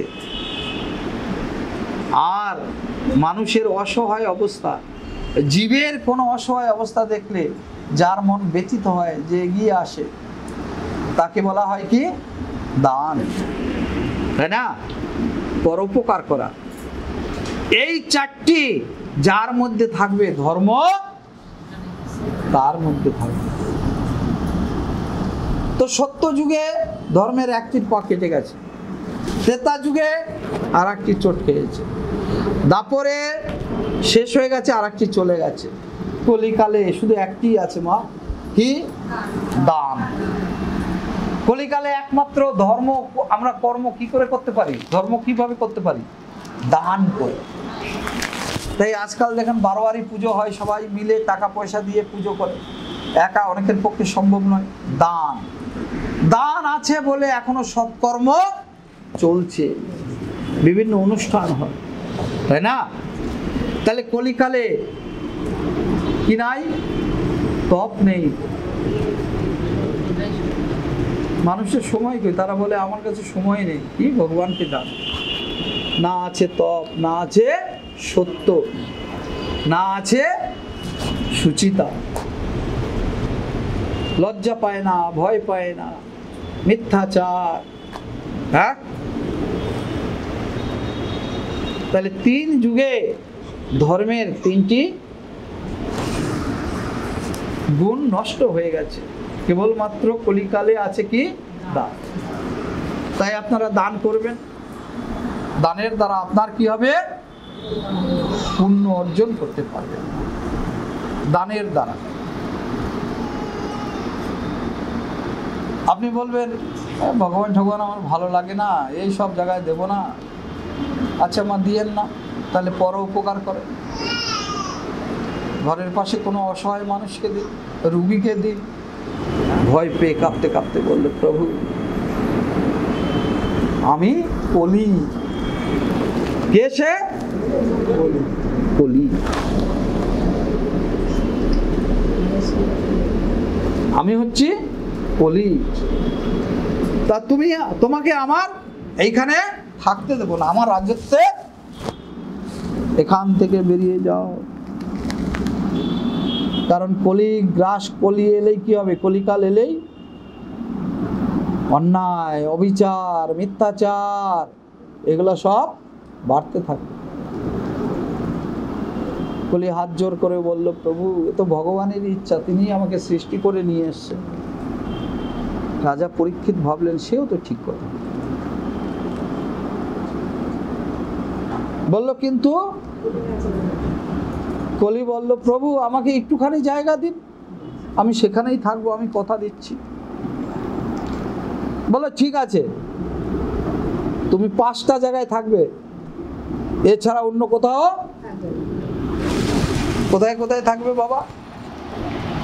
হ্যাঁ, মদ, জুয়া, হিংসা আর কামিনী কাঞ্চন, এই 5 জায়গায় কলিকে স্থান দিল, থাকার জায়গা দিল। তাহলে কলি মদে থাকবে। আপনারা দেখতে পাচ্ছেন, 2 বন্ধু নাচতে নাচতে যায়, 3 বন্ধু নাচতে নাচতে যায়, তারপরে যেই না পেটে পড়ে, হ্যাঁ, যাওয়ার সময় তো একে চুমা খায়, চল একসঙ্গে যাই, গলায় ধরে, ফেরার পথে তোকে দেখে নেব, তাই না? কেউ মাথা ফাটিয়ে আসে মদ খেয়ে, হ্যাঁ, কারো হাত পা ভাঙে। তাইলে মদ কে থাকে? কলি।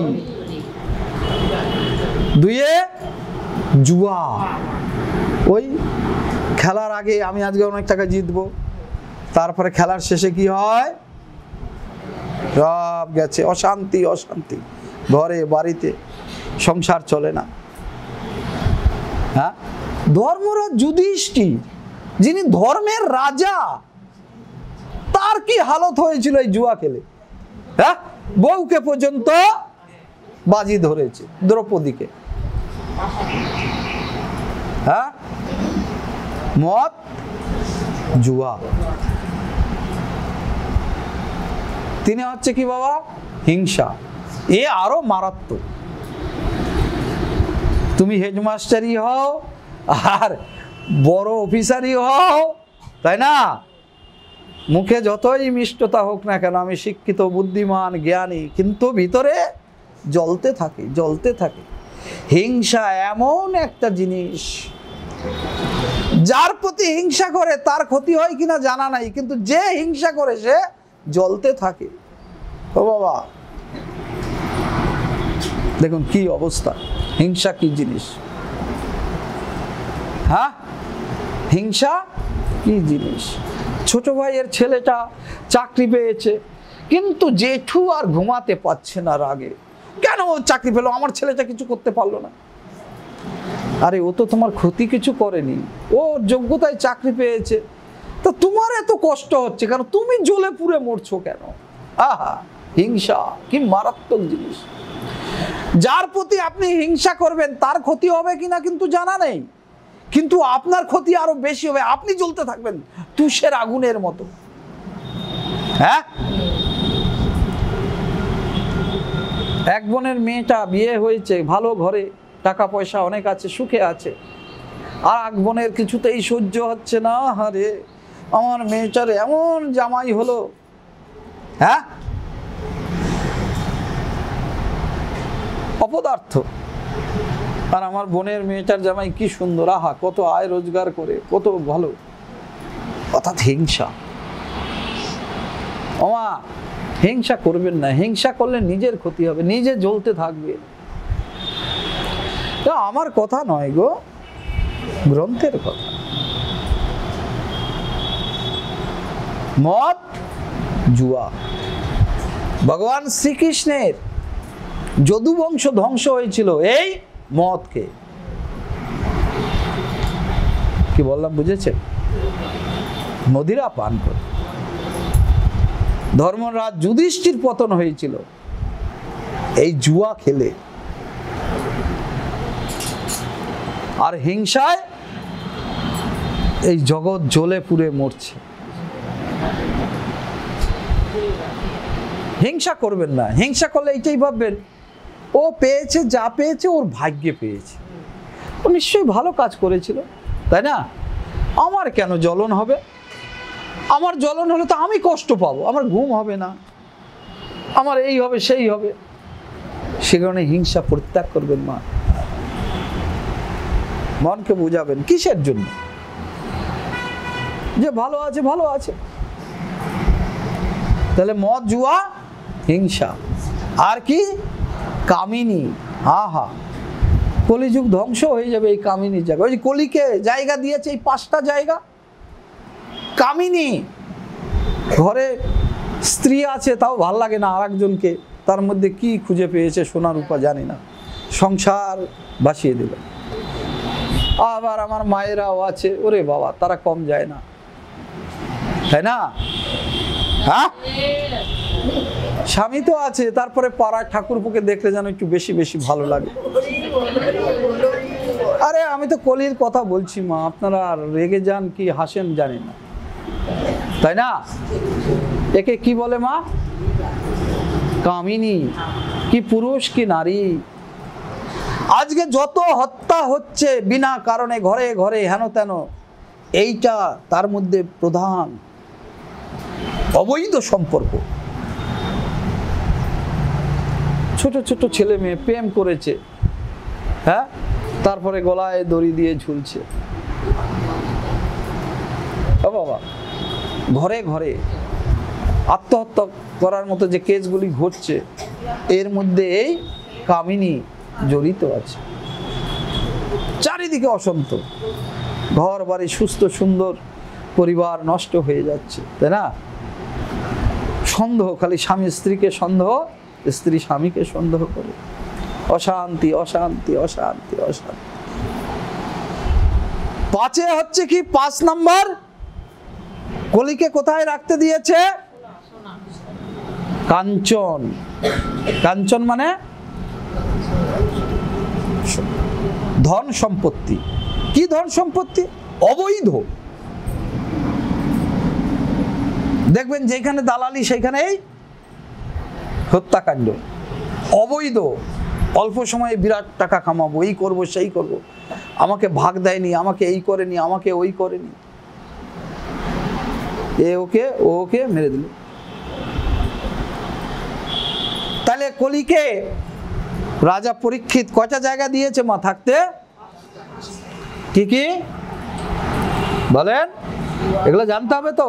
মদ, জুয়া, হিংসা, কামিনী, কাঞ্চন। বুঝতে পারছেন? যত রকম অনাচার হচ্ছে সমাজে, যত মৃত্যু অঘটন, বেশিরভাগ অ্যাক্সিডেন্ট হয়, ওইটা আলাদা কথা। সুস্থ মানুষ হঠাৎ করে হ্যাঁ আত্মহত্যা করে নিল। আপনারা যদি খুঁজতে যান দেখবেন এই 5টার মধ্যে, এই 5টার মধ্যে তো কলিকে এই জায়গায় দিল কে? রাজা। এই 5টা জায়গা রাজা পরীক্ষিত কি করলেন না, একবার মৃগয়ায় বেরিয়েছে মা হরিণ শিকার করতে, তাই না? মৃগয়ায় বেরিয়ে তিনি অনেক রাস্তা, অনেক বন পেরিয়ে বিভিন্ন জায়গায় ঘোরাঘুরি করলেন। ঘুরতে ঘুরতে দুপুরবেলা এক বনের মধ্যে এসে উপস্থিত হলেন। জল তেষ্টা পেয়েছে, তো জলের অন্বেষণে কি করলো, এদিকে ওদিকে দেখতে লাগলো কোথাও গৃহ আছে কিনা। দেখে একটা পর্ণকুচি, সেখানে গেলেন যদি একটু জল পাওয়া যায়। গিয়ে দেখলেন সেখানে একজন ব্রাহ্মণ, কি নাম বাবা আপনারা তো জানেন, শমিক মুনি। তিনি ধ্যানে নিমগ্ন ছিলেন, ব্রহ্মে যুক্ত ছিলেন। আর রাজা পরীক্ষিত জল চাইছেন, তাই না? কিন্তু সেই মুনিবর কোনো প্রত্যুত্তর দিলেন না, কারণ তিনি এইভাবে রাজা পরীক্ষিত, তিনি তো ধার্মিক লোক, তাই না? 2-3 বার 4 বার অনেকবার চেষ্টা করলেন একটু জলের জন্য, পেলেন না। তার ক্রোধ এলো। শেষকালে কি করলো, ধনুকের মাথা দিয়ে একটা মরা সাপকে তুলে ওই মুনির, তিনি ভাবলেন আমি এতবার ডাকলাম, নিশ্চয়ই আমার সঙ্গে ভণ্ডামি করছে, তাই না? জেগে জেগে ঘুমাচ্ছে, তাকে ডাকলে উঠবে কি করে? এই ভেবে তিনি কি করলেন, একটা মৃত সাপকে তার গলায় পেঁচিয়ে দিলেন। খবরটা চারিদিকে ছড়িয়ে গেল। আর শমিক মুনির পুত্র শৃঙ্গী, সে বন্ধুদের সঙ্গে নদীতে স্নান করছিল। সে ছিল খুব তেজস্বী ঋষি। যখন তার কানে এলো এইভাবে রাজা পরীক্ষিত তার বাবাকে অপমান করেছে, সেও কি করলো, জল তুলে আসমন করে অভিশাপ দিয়ে দিল। কি 7 দিনের মধ্যে সর্পাঘাতে তোমার।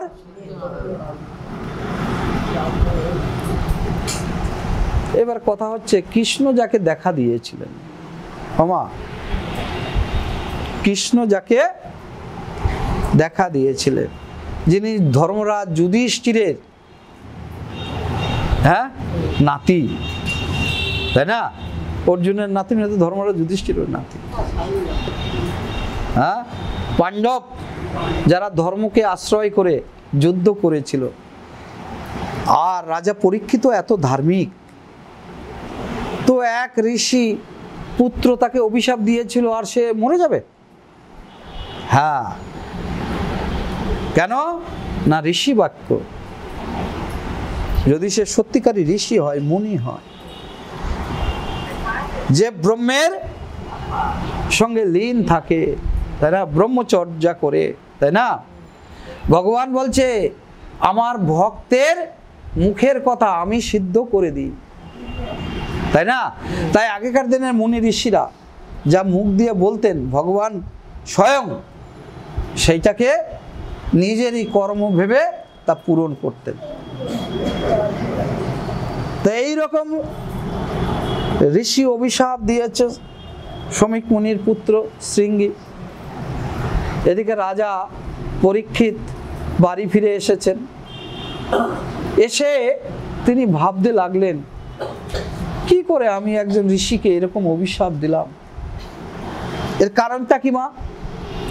না, রাজা পরীক্ষিত যখন ওই শিকারে গিয়েছিলেন, তখন তিনি রাজমুটুক পরেছিলেন। সেই রাজমুটুকটা কার? রাজমুকুট সোনার ছিল, কিন্তু সেটি কার ছিল? গুরুদেবের পুত্র, কি নাম? অশ্বত্থমা।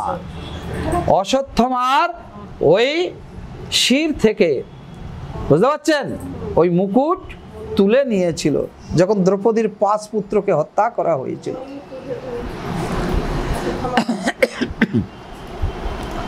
অশ্বত্থামা এই মুকুট কোথা থেকে পেয়েছিল? শিবের আশীর্বাদে, যে তুমি দীর্ঘায়ু হবে, অমর হবে। অশ্বত্থামা কিন্তু 8 জন অমরের মধ্যে একজন, এখনো আছে, কিন্তু অভিশপ্ত, তাই না? ওই মুকুট মাথা থেকে শ্রীকৃষ্ণের আদেশে অর্জুন কি করলো? তুলে নিল। তাই তার মাথা ক্ষত বিক্ষত, সেই মাথা ক্ষত বিক্ষত, পাগলের মতো এখনো ছুটে বেড়ায় শান্তির জন্য, কিন্তু সে তো অমর, তার মৃত্যু নেই। অমর মানে দীর্ঘায়ু, কত যুগ থাকবে। তাহলে সেই দুরাচারীর মুকুট, হত্যাকারীর মুকুট, আজকে কে পরে সেই মুকুটটা তুলে এক সিন্ধুকে রাখা হয়েছিল। কাল যখন খারাপ আসে, সময় যখন খারাপ আসে, মানুষের কি হয়? ওমা, হ্যাঁ, মতিভ্রম হয়। তো ওই সিন্ধুক থেকে ওই মুকুট বের করে আজকে রাজা পরীক্ষিত ওই মৃগয়া করতে গেছিল। আর রাজা পরীক্ষিত নিজেই বলেছেন, কলি কোথায় থাকবে? কাঞ্চনে। তারপরে আবার এই দুরাচারী, দ্রৌপদীর 5 পুত্রকে হত্যাকারী,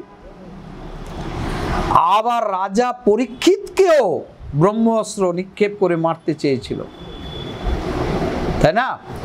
আর যেই নাই মুকুট পরে সে ওই মৃগয়ায় গিয়েছিল, আর কলি তাকে ধরেছে, তাই সে ওই রকম কাজ করতে, ধার্মিক, তাই না? তারও কি হচ্ছে? বুদ্ধিভ্রষ্ট হয়ে গেছিল। হ্যাঁ, শমিক ঋষির গলায় ওই মৃত সাপ পেঁচিয়ে দিয়েছিল, আর তার দ্বারা এই অভিশাপ। খবরটা এসে গেল রাজার কাছে যে এরকম শৃঙ্গী ঋষি আপনাকে অভিশাপ দিয়েছে, শমিক ঋষির পুত্র। কতদিন না? 7 দিন আপনার আয়ু আছে। আর আমরা যদি শুনতাম আমার 7 দিন আছে, আর আমরা এখন থেকে কি করতাম? আমা আর কিছু করতাম আর না করতাম, কান্নাকাটি করতাম। যার কাছে 2-4 টাকা পাবো আগে বলতাম আমার টাকা দিবি, রাধে রাধে। আর আমার কাছে যে পাবে তাকে বলতাম তুই এখন আর ধারে কাছে আসিস না, পরে দেখা করবি, 1 মাস পরে, আমার তো আর 7 দিন আছে। কলির মানুষ আমরা, স্বার্থপর। হ্যাঁ, কিন্তু রাজা পরীক্ষিত যে ভগবান শ্রীকৃষ্ণের দর্শন পেয়েছিল, দেখুন সে বলল যাক, ঋষিবর আমাকে করুণা করেছে, অন্তত আরো 7টা দিন তো বেঁচে থাকবো। সে তো এই অভিশাপ দিতে পারতো, এখনই তুমি সর্পাঘাতে 1 দিনের মধ্যে মারা যাবে, সেও তো আমাকে দয়া করে। ওমা, আমাদেরও কিন্তু 7 দিন সময়, শনি রবি সোম মঙ্গল বুধ বৃহস্পতি শুক্র, আমাকে আপনাকে যেতে হবে। 7 দিনের দিন আমার একটা গুরু ভক্ত চলে গেল আমাদের প্রথম দিনে। এই যে বলি, আর তখন ওই মা বলে ওরকম কথা বলবেন না, ওরকম কথা বলবেন না। আরে কিরকম কথা, দেখেছেন কিরকম হয়েছে ঘটনা, কে কখন যাব মা কোনো ঠিক নাই, তাই না? যেতে হবেই, আর সবাই যাব। আর আপনি কান্নাকাটি করেও কিছু করতে পারবেন না, ঘুষ ফুস দিয়ে লাইনে, এই সমস্ত লাইনে ঢোকা যাবে না, বুঝতে পারছেন? যখন সময় আসবে তখনই যেতে। হ্যাঁ, যেতে হবে না। হরিসেবায় আসার সময় আপনারা অনেক নাটক করবেন, আজকে তো মেয়ে এসেছে, জামাই এসেছে, ফোন করেছে তাই আসতে পারিনি। হ্যাঁ, আজকে তো এইটা হয়েছে ওইটা হয়েছে, আসতে পারিনি। কিন্তু যখন যমরাজ আসবে কোনো কথাই শুনবে না মা, 1 মিনিট এদিক থেকে ওদিক হবে না, তখন আপনারা বলতে পারবেন না দাঁড়াও ডালটা সিদ্ধ হয়ে গেছে একটু সোমবারটা দেই, ও সব চলবে না। হ্যাঁ, একদম পারফেক্ট টাইমে নিয়ে যাবে মা। বুঝতে পেরেছেন? সেই কারণে প্রস্তুতি নিন। হ্যাঁ, হরির নাম, হরির নাম, হরির নাম। আর ভগবান বলে দিয়েছে যে একবার আমার নাম করবে, একবার, সেই আমার বৈকুণ্ঠে যাবে। আপনি বলবেন আমি তো ভাই কতবার নিয়েছি, আমি তো ভাগবত ধামে কতবার এসেছি, ভাগবত কথা শুনেছি। হ্যাঁ ওমা, একবার মানে কোন বার? মৃত্যুকালীন সময়ে যদি একবার হরি কথা মুখ দিয়ে বেরোয়, তাহলে কি হবে মা? বিষ্ণুর লোকেরা চলে আসবে, যমরাজের লোকেরা আপনাকে নিয়ে যেতে পারবে না। আপনি বলবেন ও একবার নিলেই হবে। হ্যাঁ, আমি ব্যাস আসনে বসে বলছি, গ্রন্থে তাই বলছে, একবার। কোন একবার? কথা হচ্ছে কোন একবার? মৃত্যুকালীন সময়। বুঝতে পেরেছেন? মৃত্যুকালীন সময় একবার। আপনি বলবেন ও তাইলে তো তেমন কোনো ব্যাপার নয়, মরার সময় বলে দেব। হ্যাঁ, মরার সময় ওমা, সারা জীবন লক্ষ লক্ষ কোটি জনম আপনি মায়ার দাস হয়েছিলেন, আর মৃত্যুকালীন সময়ে যমের রাজারা যখন, যমরাজের লোকেরা যখন আসবে, তখন আপনার মুখ দিয়ে হরিকথা বেরোবে? এই সম্ভব? আপনি হরির চর্চাই করেননি, হ্যাঁ, হরির চাষই করেননি এই মানব জন্ম পেয়ে, আর আপনার মুখ দিয়ে বেরিয়ে যাবে হরির কথা। তখন কি কথা বেরোবে? ও ফুটি আয়, ও পটল আয়। ওই ছেলে মেয়েকে এই শরীর থেকে যারা জাত হয়েছে, যাদেরকে আপন ভেবেছে, ওমা, তাদের কথাই স্মরণে আসবে, হরি কথা। আর আমাদের এই সংসারের লোকেরা এমন, এ তোর বাবা তো মরে যাচ্ছে, তুই বাবার চোখের সামনে থাক। আরে না, বাবার চোখের সামনে হরিকে রাখো। হ্যাঁ, ভগবানের একটা ফটো রাখো। তোমার মুখ দেখে গেলে তোমার বাবার উন্নতি হবে না। যারা বলে ভ্রান্ত, ভগবানকে দেখে গেলে তার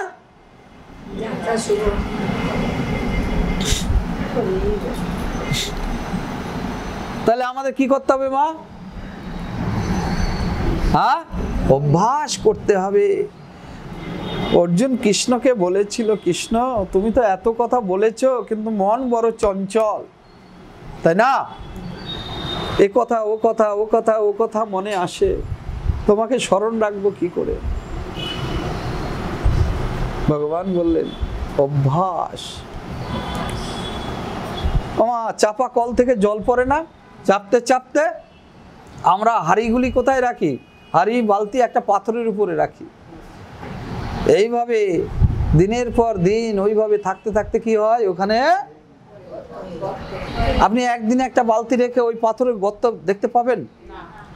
তাহলে অভ্যাস, ব্যবহার, ওইটা যদি চালিয়ে যেতে পারেন, মৃত্যুকালীন সময়েও বেরিয়ে আসবে। তা আজকে থেকে অভ্যাস করেন। মোবাইলে কথা বলবেন, আগেই কি বলে নেবেন? নারায়ণ নারায়ণ, কৃষ্ণ কৃষ্ণ, রাধে রাধে, হ্যাঁ, জয় শ্রীকৃষ্ণ, যার যেটা মনে আসে মা। হ্যাঁ, জামাইয়ের সঙ্গে কথা বলবেন, বলেন। শ্বশুরের সঙ্গে কথা বলবেন, বলেন। ছেলের সঙ্গে, মেয়ের সঙ্গে, যার সঙ্গে। আর যদি উড়ো ফোন আসে, তার সঙ্গেও আগে বলবেন জয় শ্রীকৃষ্ণ। তাহলে ওই যমের রাজা, যম রাজার লোকেরা যখন আসবে মৃত্যুকালীন সময়েও, তাকে দেখে, ওই যে আপনি অভ্যাস করে ফেলেছেন, আপনি ওই মৃত্যুকালীন সময়ে যখন ওই যমেদের লোক, যমের পার্শ্বদের দেখতে পাবেন, আপনার মুখ দিয়ে বেরিয়ে যাবে জয় শ্রীকৃষ্ণ। এইভাবে বা মুখ দিয়ে বেরিয়েছিল কার?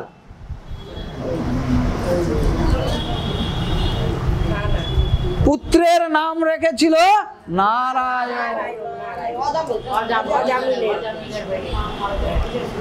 পাপী অজামিল মৃত্যুকালীন সময়ে যমের পার্শ্বদের দেখে ভয়ে, ছোট ছেলেকে খুব ভালোবাসতো, বড়গুলো তো আর কথা শোনে না এখন, ছোট ছেলের এক সাধুর কৃপায়, মুনির কৃপায় ছোট ছেলের নাম রেখেছিল। ভয়ে ওই ছোট ছেলেকে ডাকছে নারায়ণ নারায়ণ, সে তো ডাকছে নিজের ছেলেকে, কিন্তু বৈকুণ্ঠ থেকে লোক এসে গেল, নারায়ণের লোকেরা, তারা বলল এ আমাদের যমের রাজারা বলছে না না ও পাপী লোক, বলে না মৃত্যুকালীন সময়ের মুখ থেকে, তারা বলছে নারায়ণ তোর ছেলের নাম, বলে হোক না ছেলের নাম, ডেকেছে তো আমার প্রভুকে, আমার প্রভুর কথাই তো ডেকেছে। ইলেকট্রিকের তারে, ওমা আপনি জেনে হাত দিন আর না জেনে হাত দিন, হবে না? ভগবানের নামে, আরে আপনার ভক্তি নেই আমরা জানি, আমার ভক্তি মোটেও নেই মা, তাই না? তাও আমি কি করব? প্রতিদিন তার কথা, ৭৮ শতনাম পড়ব, প্রতিদিন তার কথা বলবো, হতে হতে হতে হতে হতে হতে একদিন হয়ে, তাই না? তো ভগবানের নাম করতে হবে, নামে শক্তি, নামে শক্তি, নাম। তাহলে নামই আমাদের কি করবে? উদ্ধার। যে যে অবস্থায় থাকেন, যে পরিস্থিতিতে থাকেন, ভগবানের গুণগান করে যেতে হবে, তার নাম করতে হবে। তো রাজা পরীক্ষিত কি করলেন মা? তিনি বললেন যাক, মণিবর্ত আমাকে কৃপা করেছে, হ্যাঁ 7 দিন সময় দিয়েছে। এবার তিনি তার রাজ্যে যে সকল সাধু ভক্ত ঋষি মুনি বৈষ্ণব আছে, কুলগুরু আছে, সবাইকে ডাকলেন যে এই 7 দিন আমার পক্ষে কোন কাজ করা হবে সবচেয়ে শ্রেষ্ঠ কাজ, কোন কাজ শ্রেষ্ঠ মা? হ্যাঁ,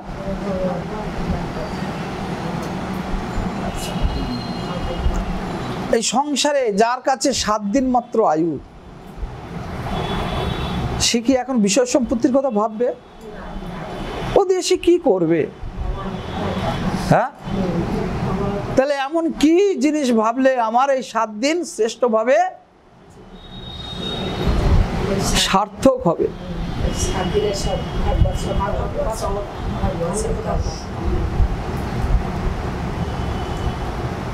এইভাবে চিন্তা করতে করতে করতে করতে, আলোচনা করতে করতে একদিন গঙ্গার পারে, তাই না, সুখদেব মুনি এসে দেখা দিলেন, সেখানে সব মুনি ঋষিরা ছিল, আর তিনি কৃপা করে এই ভাগবত কথা, অমর কথা, ভাগবত কথা কি কথা বল? বেদ বৃক্ষের সমষ্ট পাকা রসালো ফল, না আঠি না ছিবরা, খালি পুনঃ পুনঃ পান করো, যত পান করবে তত আনন্দ, যত পান করবে তত পাপ নাশ হবে।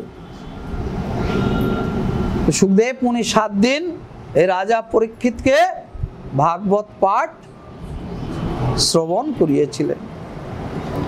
আপনারা বলবেন তাতেই বা কি হয়েছে? সে তো 7 দিনের দিন ঠিক মারা গেল, সাপ এলো দংশন করলো। ওমা, এই দেহ তো সবাইকে একদিন ছাড়তে হবে, এই দেহ তো আমি নই, আমি আত্মা, আর আমরা এই দেহকে আপন ভেবেছি, তাই না? এই মাথার চুল কতবার আশ্রয়, আহা হিমানি হামানি তেল কত কি মাখি নাকে মুখে, হ্যাঁ নিজেকে, আর আমার যে ভগবান স্রষ্টা কই, তার ভজন কোথায় করলাম? রাজা পরীক্ষিত 7 দিনের দিন তাকে সাপের দংশনে প্রাণ দিল, কিন্তু এই দেহ মরেছে, আর স্বর্গ থেকে রথ এসেছে, তিনি অমর হয়ে গেছে। তো আপনারাও লেগে থাকুন এই 7 দিন ভাগবত পাঠ শোনার জন্য। মা কোনোদিন বাদ দেবেন না, লাগাতার 7 দিন, তাই না? আরো 2-4 জনকে ধরে আনবেন, হ্যাঁ, তাদেরকেও যদি শোনাতে পারেন ভগবান আপনাকেও কৃপা করবে।